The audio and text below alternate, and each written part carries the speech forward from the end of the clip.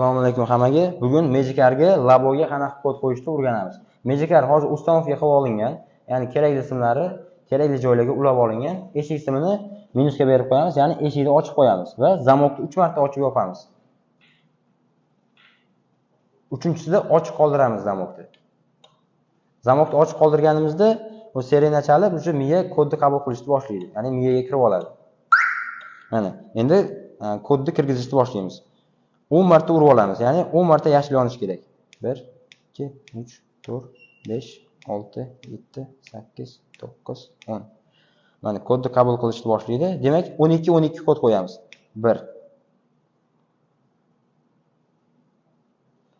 2 Lipillash bilan kod kiritamiz. 1 2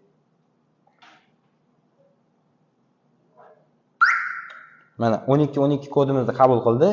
Endi o'sha kod bilan mashinani qanaqa ochamiz? Davay, zajganani o'chiramiz. Eshikni yopib qo'yamiz, ya'ni minus uzib qo'yamiz va mashinani qulflaymiz. Zajjadan chiqarib qo'yaylik. Mana mashina qulflandi. Demak, qulflangan holatda laboyga 10 marta uramiz, ya'ni 10 marta yashil yonish kerak. 1 2 3 4 5 6 7 8 9 10. Mana kodni qabul qilishni boshlaydi hozir. 1 2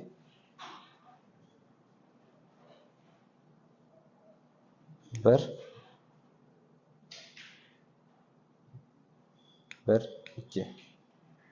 2 12 kodimizni kiritdik. Hozir mana ochib beradi. Mana mashina ochildi. Va pagerga xabar keladi. Rahmat hammaga.